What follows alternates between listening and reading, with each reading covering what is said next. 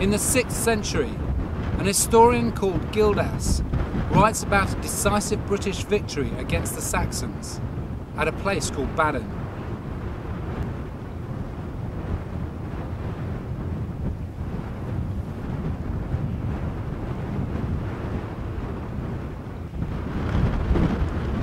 In the 9th century, 300 years later, a monk called Nennius edits together extracts from earlier British histories.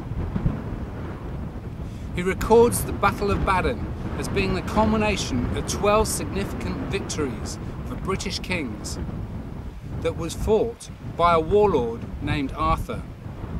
The legend begins.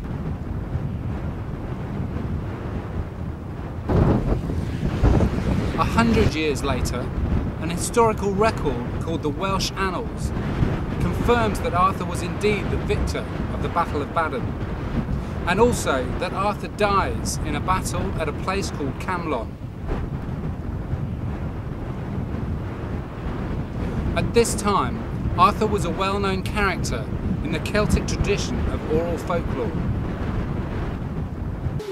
If there was an Arthur, he would have been fighting Anglo-Saxons during the 5th and 6th century. But because so many writers have written about the story, it's all sort of fuzzy, you know what I mean?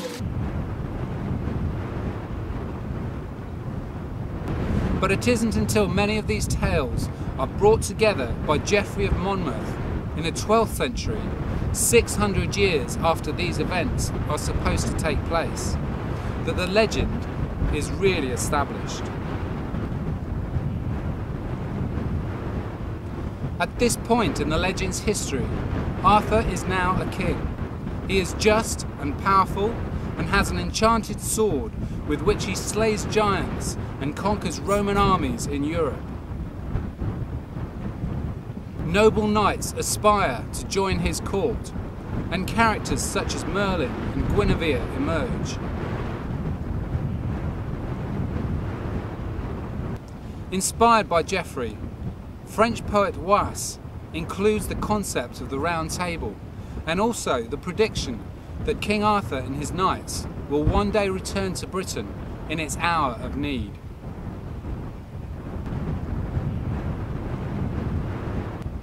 Fellow Frenchman Chrétien de Troyes then writes 5 romantic stories about Arthur that involve Lancelot, his affair with Queen Guinevere, and of course the quest for the Holy Grail. I think it comes from several verbal bases from people from South Wales and people of Cornwall, which were really one tribe, sharing stories together with some stuff that was brought in from the continent, i.e. that we were trading with the Byzantine Empire here on an unprecedented scale, and those stories of Odysseus and people like that would have been included. And I said, oh well, we've got a very similar character.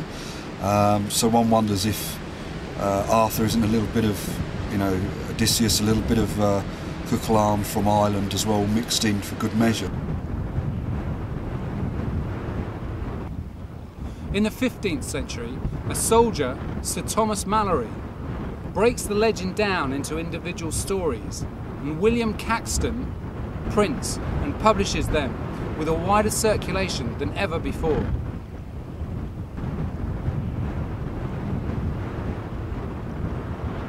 In the Victorian times, Lord Alfred Tennyson writes 12 books of poetry, and in this collection, Arthur has become the embodiment of virtue.